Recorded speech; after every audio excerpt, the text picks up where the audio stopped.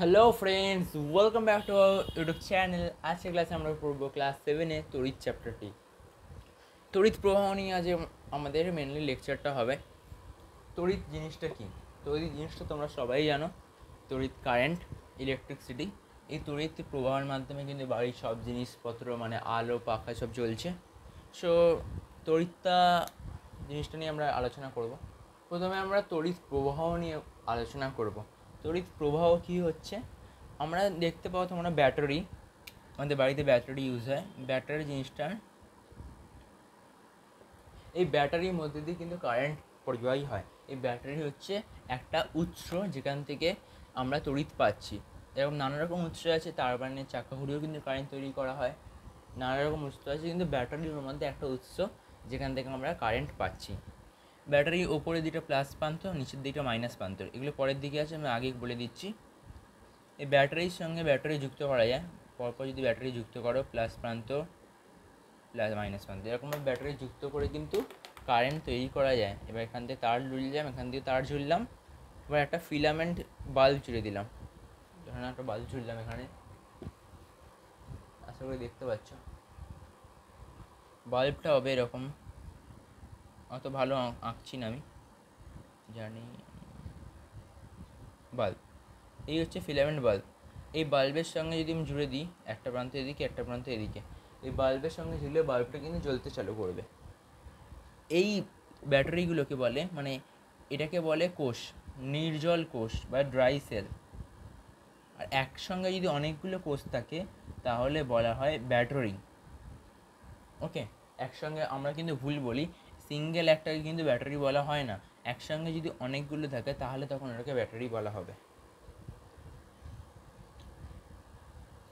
আর গাড়িতে যে battery use হয় সেগুলোকে বলে সেকেন্ডারি সেল, আর নর্মাল যে ঘরে ব্যাটারি হয় ওদের প্রাইমারি সেল বলে।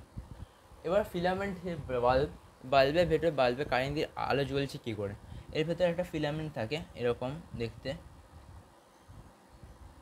ফিলামেন্ট প্রচুর ছোটো তার এই জায়গাটা আটকানো থাকে, দেখতে পাচ্ছি এই জায়গাটা আটকানো থাকে, প্রচুর একটা ছোটো তার। এই তারটার কারেন্ট প্রবাহ হলে তারটা জ্বলতে চালু করে।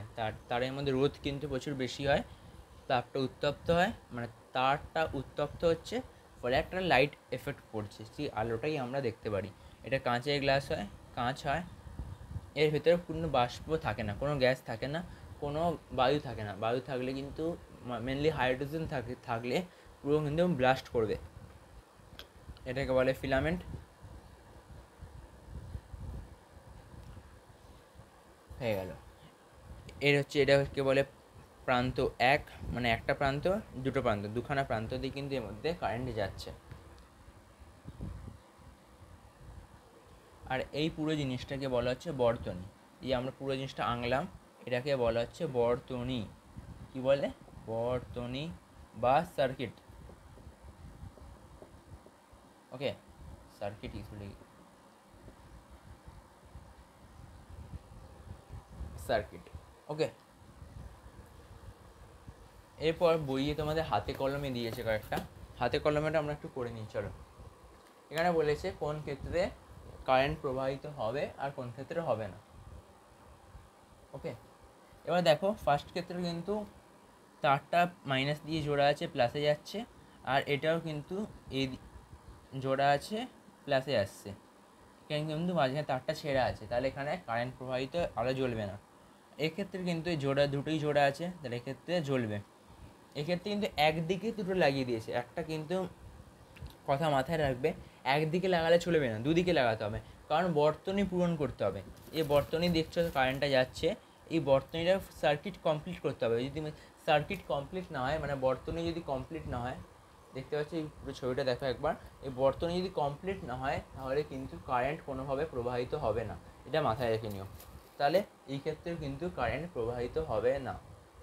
পরের ক্ষেত্রে এখানে কিন্তু ডান দিকের তারটা ছেঁড়া আছে, এখানেও প্রবাহিত জ্বলবে না, এখানেও জ্বলবে না, এখানেও একদিকে লাগানো যেতে জ্বলবে না। আর এদিকে ঘুরিয়ে পেঁচিয়ে লাগানো আছে, কিন্তু এখানে আলো জ্বলার কথা, কারণ এটা ম্যাটার করে না কোনটা কোন দিকে যাচ্ছে, এটাই কিন্তু আলো জ্বলবে।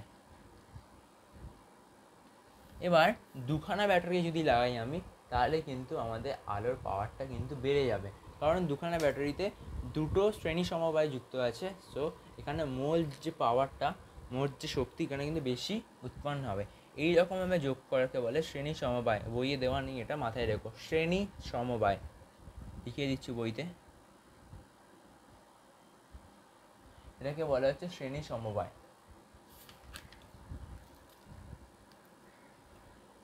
এখানেও একটা করে হাতে কলমে আছে, আলো কি জ্বলবে? এখানে কিন্তু জ্বলবে, এখানেও জ্বলবে, এখানে জ্বলবে না, এখানেও জ্বলবে না, এখানেও জ্বলবে না, এখানেও জ্বলবে না। ওকে, ফার্স্টের দুটোই জ্বলবে, পরের চারটে জ্বলবে না কিন্তু। এরপর আমরা পড়বো এই যে খোলা বর্তনী, দ্বারা বলে দিই তোমাদের একবার জিনিসটা। এই খোলা বর্তনীকে কিন্তু বলে মুক্ত বর্তনী, আর এই বদ্ধ বর্তনীকে বলে বদ্ধ বর্তনী। মানে যুক্ত যে বর্তনী আছে তাকে বদ্ধ বর্তনী, আর যে খোলা আছে এগুলোকে বলে মুক্ত বর্তনী। এবার আমরা পড়বো সুইচ তৈরি করা। সুইচ তৈরি করার একটু হাতে কলমে দেওয়া আছে, এগুলো কিন্তু পরীক্ষা এরকম আসে না, তো আমি বলছি না, এটা পরীক্ষা আসবে না, ভেবে নাও। সুইচ কি? সুইচ হচ্ছে নিজের ইচ্ছা মতো কোনো বর্তনী চালু করা বা বন্ধ করা একটা যন্ত্রকে বলা হয় সুইচ। এবার আমরা বলবো তড়িতের সুপরিবাহী আর কুপরিবাহী কোনগুলো। তড়িতে দুরকম জিনিস হয়, সুপরিবাহী আর একটা হচ্ছে কুপরিবাহী। এরকম দুরকম জিনিস হয়। সুপরিবাহী মানে যার মধ্যে তড়িৎ চলাচল করতে পারে, যেমন ধরে নাও লোহা, তামা, এগুলোতে কিন্তু তড়িৎ চলতে পারে। আর কুপরিবাহী কোনগুলো? প্লাস্টিক, পিভিসি, এগুলোর মধ্যে তড়িৎ চলাচল করতে পারে না, এগুলোকে বলে কুপরিবাহী। তড়িতের ক্ষেত্রে কিন্তু দুটোই ইউজ হয়। সুপরিবাহী মানে তার ধরে নাও, তারের ভিতরে তামার তার ব্যবহার করা হয়। এখন তামার তার আছে, এখান দিয়ে কারেন্ট যাচ্ছে বাঁ দিক থেকে ডান দিকে, ধরে নাও উচ্চ দিক থেকে নিম্ন দিকে যায়, উচ্চ বিভব থেকে নিম্ন বিভবে যায়। এই তারে বর্তনী আছে, মানে তারে এটা কভার দেওয়া আছে, অন্তরক বলে সেটাকে। তারটা দেখবে এটা প্লাস্টিকের দিয়ে কভার করা থাকে, সেটাকে বলে অন্তরক। সেই অন্তরটা অলওয়েজ প্লাস্টিকেরই হবে, প্লাস্টিক বা প্লাস্টিক জাতীয় কোনো জিনিসের হবে, যার মধ্যে দিয়ে তড়িৎ প্রবাহিত হয় না। তাই জন্য আমরা কোনো তারকে বাইরে দিয়ে ছুলে কিন্তু কারেন্ট খাই না, কারণ তারের উপরে কুপরিবাহী জিনিস লাগানো আছে, যেগুলোর রোধ কিন্তু প্রচুর বেশি হয়, কান দিয়ে কিন্তু কারেন্ট পরিবহন হতে পারে না, তাই জন্য কিন্তু আমরা কারেন্টের শক খাই না। এই জিনিসটাই হচ্ছে সুপরিবাহী আর কুপরিবাহী। বইয়ে কয়েকটা সুপরিবাহী কুপরিবাহীর নাম দেওয়া আছে, সেগুলো একটু পড়ে নিও, আর তোমরা নিজে থেকেও লিখে দিতে পারবে এগুলো। এবার আমরা পড়বো তড়িৎ প্রবাহের ফলে চুম্বকের ক্রিয়া। এর ফলে একটা চুম্বকের ক্রিয়া হচ্ছে। চুম্বকে কি ক্রিয়া হয়? তো একটা চুম্বক শলাকা যদি নিয়ে নিই, এই জিনিসটাকে বলে চুম্বক শলাকা, বরফির মতো দেখতে। এবার নিচে আমরা একটু ব্যাটারি নিয়ে নিলাম, ধরে নাও যত ব্যাটারি বাড়বো তত পাওয়ারটা বাড়বে। এটা প্লাস মাইনাস দিলাম। এবার এখান থেকে তার যুক্ত করলাম, পিছন দিয়ে তার যুক্ত করে উপর দিয়ে নিয়ে এলাম, এখান দিয়ে তার যুক্ত করে দিলাম। এবার কেসটা কী হবে? এবার যখন এটাকে মেঝেতে রেখেছি কোনো জিনিসের ওপর, এবার কী হবে? কারেন্টটা যাবে দিক দিয়ে, যাবে, যখন ওপর দিয়ে যাবে এই চুম্বক শলাটা কিন্তু নড়বে। এবার তোমরা হয়তো বলবে এখানে কোনো অন্য কোনো চুম্বক আসছে না, অন্য কোনো চুম্বক না আসে চুম্বকটা নড়ছে কী করে? একটা কথা মাথায় রেখো, তড়িতের ফলে কিন্তু চুম্বকের ক্রিয়া হয়, আর চুম্বকের ক্রিয়ার সাহায্যে কিন্তু কারেন্ট তৈরিও করা যায়। মেনলি চুম্বকের সাহায্যে কিন্তু আগে কারেন্ট তৈরি করা হতো, এখনও তৈরি করা হয় চুম্বক সাহায্যে। এটাকে বলে তড়িতের ওপর চুম্বকের ক্রিয়া। চুম্বকটা কিন্তু ডান দিকে হালকা সরে যাবে। এটা হচ্ছে একটা হাতে কলমে দেওয়া ছিল, এটা বলে দিলাম। এগুলো কিন্তু জানবে ক্লাস 10-এ, এগুলো ডিটেলসে পড়বে।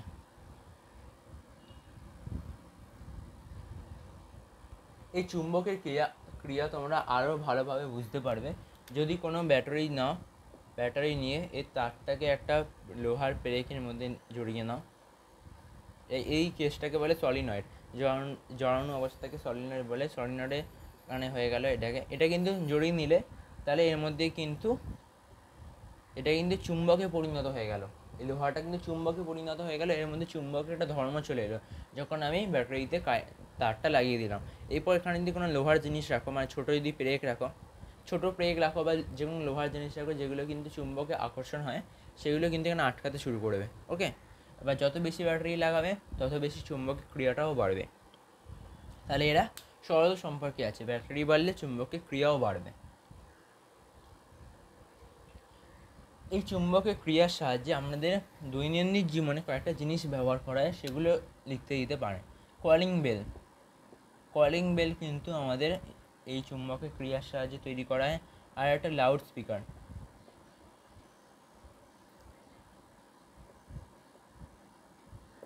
লাউড স্পিকার, তারপর মোটর, এইগুলো কিন্তু চুম্বকের ক্রিয়ার সাহায্যে তৈরি করা হয়। মোটরের কথাও একটা বলি, গাড়ির যে চাকা ঘোরে মোটরের সাহায্যে, এই মোটরটা কী হয়, তড়িৎ দেওয়া হচ্ছে, কারেন্ট পাঠানো হচ্ছে, কারেন্ট পাঠানোর পরে মোটরের যে মোটরের উপর ধরো কোনো একটা চাকা লাগানো আছে, ধরুন এরকম একটা লাঠি লাগিয়ে রেখেছি, নিচে ম্যাগনেট আছে, এরপর এখানে কারেন্ট পাঠালে এই চাকাটা কিন্তু ঘুরতে শুরু করে, মানে লাঠিটা এখানে লাঠি দিয়ে দেখাচ্ছি আমাদের, লাঠিটা ঘুরতে শুরু করে। এভাবেই কিন্তু আমাদের বাড়ির পাখা ঘোরে, নানারকম জিনিসগুলো এই পাখা ফাখা কিন্তু এরকমভাবেই ঘোরে। এখানে কিন্তু একটা ম্যাগনেট লাগানো থাকে যা কারেন্ট পাঠাচ্ছে, ফলে এই পাখাটা ঘুরছে, পাখাও কিন্তু এই চুম্বকের ক্রিয়ার সাহায্যেই ঘুরছে।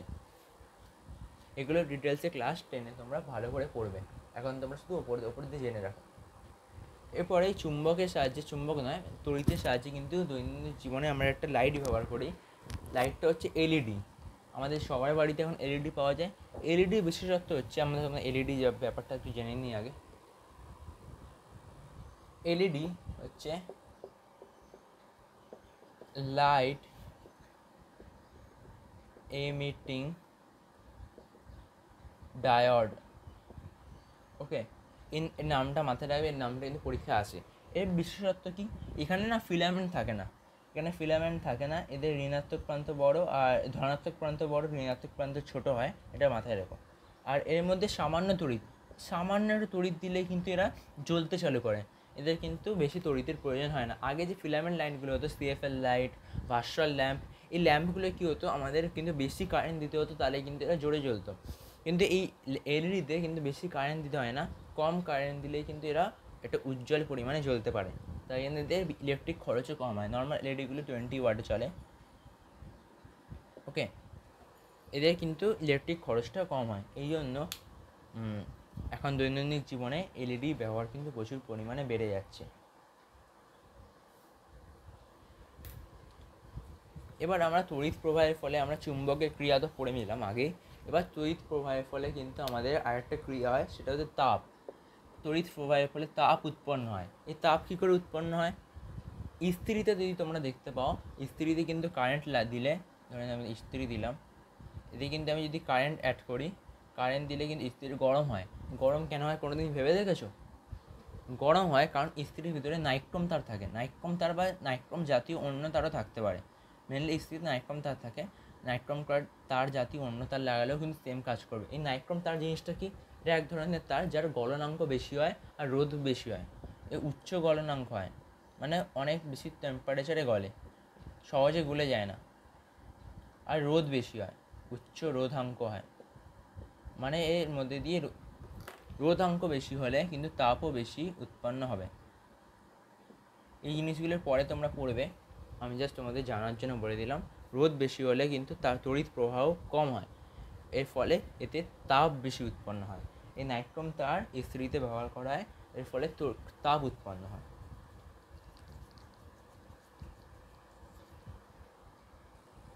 এবার এরকম একটা জিনিস আছে, ইলেকট্রিক বাল্ব।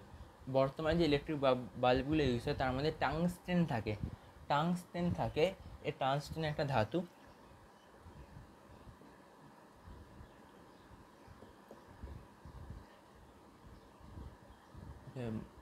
টাংস্টেন মানটা এরকম মনে হয়। ওকে, এই ধাতুটা থাকে, ধাতুদের মধ্যে এরও কিন্তু সেম বৈশিষ্ট্য, এর মধ্যে তাপ গেলে এর কিন্তু মানে তড়িৎ গেলে তাপ সৃষ্টি করে। এই তাপ সৃষ্টি করে, তাপ হচ্ছে, এই তাপ থেকে কিন্তু আলো পাওয়া যাচ্ছে। ওকে, টাংস্টেন ধাতু থেকে কিন্তু তাপ উৎপন্ন হচ্ছে, তাপ থেকে আলো পাচ্ছি, এরকমভাবে কিন্তু বাল্বগুলো জ্বলে। সব কিন্তু এই তাপ সৃষ্টি হয়ে আমাদের এ তাপ দিচ্ছে, আর এই তাপ থেকে আলোও দিচ্ছে। এই জিনিসগুলো কিন্তু হচ্ছে, সব কিন্তু হচ্ছে তড়িতের সাহায্যে। পৃথিবীতে তড়িতের আবিষ্কার কিন্তু একটা বড় আবিষ্কার, ঠিক আছে। এবার আমরা আসছি ফিউজ তারে। আমাদের বাড়িতে ফিউজ লাগানো থাকে। এই ফিউজ ব্যাপারটা হচ্ছে, যদি বাড়িতে কোনো ইলেকট্রিক জিনিস সার্কিটে লাগানো হয়, প্লাগে লাগালে ইলেকট্রিক জিনিসটা খারাপ, তাহলে ওর মধ্যে বেশি কারেন্ট যাবে। খারাপ হলে কিন্তু বেশি কারেন্ট যায়, কারেন্ট যাওয়ার ফলে কিন্তু তোমাদের কারেন্টের শক খেতে পারো। সেটা থেকে বাঁচানোর জন্য যদি কোনো ধাতু বা কোনো ইলেকট্রিক যন্ত্র সার্কিট থেকে বেশি কারেন্ট টানতে চায়, তাহলে ফিউজের কাজ হচ্ছে মেনলি, ধরো 5 অ্যাম্পিয়ার ফিউজ, 5 অ্যাম্পিয়ারে বেশি কারেন্ট গেলে কিন্তু ফিউজ তার গলে যাবে, মানে বিচ্ছিন্ন করে দেবে। ফিউজটার ব্যাপারটা এরকম, ফিউজ আছে, এর মধ্যে দিয়ে কারেন্ট আসে, লাইফ তার দিয়ে কারেন্ট আসে, কারেন্ট যায়। ধরে নাও মেন লাইন থেকে, এটা হচ্ছে মেন লাইন, এই মেন লাইন থেকে ঘরের লাইনে কারেন্ট আসবে, মানে হোম, এর মাঝখানে ফিউজ লাগানো আছে। এবার কি হচ্ছে, যদি কারেন্টের পরিমাণটা বেশি হয়, এর পাওয়ার হচ্ছে 5 অ্যাম্পিয়ার, 5 অ্যাম্পিয়ারই মেন ফিউজ ইউজ হয়, বেশিও হতে পারে, 10 অ্যাম্পিয়ার হতে পারে, সেটা আলাদা ব্যাপার। ধরে নাও মেন লাইন থেকে 5 অ্যাম্পিয়ারই কারেন্ট আসছে, যদি 5 অ্যাম্পিয়ারের কারেন্ট আসে, আস্তে আস্তে যদি মেন লাইনে এসে এটা যদি 6 অ্যাম্পিয়ার হয়ে যায়, তাহলে এই ফিউজ তার গলে যাবে। ফিউজ তার গলে গেলে কী হবে, গলে যাবে, আর এদের লাইনটা মাঝখান দিয়ে বিচ্ছিন্ন হয়ে যাবে, আর বাড়িতে এখানে কিন্তু কারেন্ট আসবে না। তাহলে কি, একটা প্রবাহ মাত্রা বেড়ে গেলে ফিউজ তার গলে যায়, এতে কিন্তু গলনাঙ্ক কম হয়, সামান্য পরিমাণ তাপেই গলে যায়, গলে যাওয়ার ফলে কারেন্ট বিচ্ছিন্ন করে দেয়। ফলে যদি কোনো খারাপ যন্ত্রপাতি ইউজ হয়, কারেন্টের ডিমান্ড বেশি হয়ে যায়, তাহলে কিন্তু বেশি প্রবাহ মাত্রায় কারেন্ট তোমাদের ঘরে আসতে পারে না, তার আগেই বর্তনী বিচ্ছিন্ন হয়ে যায়, আর কোনো দুর্ঘটনার হাত থেকে কিন্তু রেহাইও পাওয়া যায়। ওকে, এই জন্য আমাদের ফিউজ তার ব্যবহার করা হয় বাড়িতে। এবার তোমরা একটু বইয়ে চলে এসো, এখানে কয়েকটা জিনিস লেখা আছে, কয়েকটা মাছের নাম লেখা আছে, দেখবে। এই ইলেকট্রিক সেল, জেলিফিশ, এগুলো, এই মাছগুলো কিন্তু তড়িৎ পরিবহন করতে পারে বা তড়িৎ তৈরিও করতে পারে। ওকে, দেখ, মস্তিষ্ক তরঙ্গীয় তড়িৎ, মস্তিষ্ক অসংখ্য স্নায়ুকোষ দিয়ে গঠিত, স্নায়ুকোষের মাধ্যমে বিভিন্ন তড়িৎ উদ্দীপনার সাহায্যে তড়িৎ প্রবাহিত হয়, ফলে পেশি সংকোচন প্রসারণ সম্ভব হয়, আর আমরা চলাফেরা নানা কাজ করতে পারি, জীবেরা উত্তেজনায় সাড়া দেয়। 1930-এর দশকে একদল বিজ্ঞানী স্কুইড বলে এরকম অমেরুদণ্ডী প্রাণীর স্নায়ুকোষ নিয়ে গবেষণা করেছিলেন। তারা দেখেছিলেন এই স্নায়ুকোষের ভেতরে বাইরে তড়িৎ পরিবাহী কণার সংখ্যা ও প্রকৃতিতে পার্থক্য আছে। তড়িৎ পরিবাহী কণার পরিমাণে এই পার্থক্য থাকার জন্যই স্নায়ুকোষ বিদ্যুৎ পরিবহন করতে পারে। কেন করতে পারে? তড়িৎ পরিবাহী কণার পরিমাণে এই পার্থক্য থাকে, স্নায়ুকোষ তড়িৎ পরিবহন করতে পারে। এত প্রাণী থাকতে স্কুইড কেন জানো?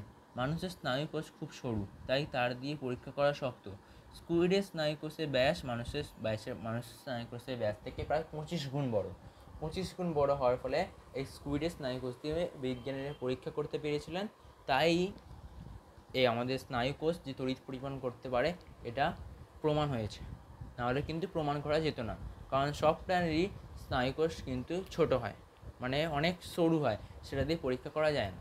একমাত্র স্কুইডের স্নায়ুকোষ, আরও হয়তো কোনো প্রাণী আছে, কিন্তু এখানে বিজ্ঞানীরা স্কুইডকে চুজ করেছিল, কারণ তারা জানতে পেরেছিল যে স্কুইডের স্নায়ুকোষ 25 গুণ বড়, বা তখন তো বুঝতে পারিনি, জানতো যে স্কুইডের স্নায়ুকোষ বড়, তাই জন্য কিন্তু ওরা স্কুইডের স্নায়ুকোষ দিয়ে পরীক্ষা করে দেখেছিল, আর পরীক্ষার ফলে পেয়েছিল যে স্নায়ুকোষ দিয়েও কিন্তু তড়িৎ পরিবহন করা যায়। ওকে, তাহলে আমরা এখান দিয়ে আমাদের চ্যাপ্টারটা শেষ হয়ে যাচ্ছে। এই চ্যাপ্টার সম্পর্কে যদি তোমাদের কোনো ডাউট থেকে থাকে, তাহলে তোমরা কিন্তু কমেন্টে জানিয়ে আমি তোমাদের বলার ট্রাই করবো।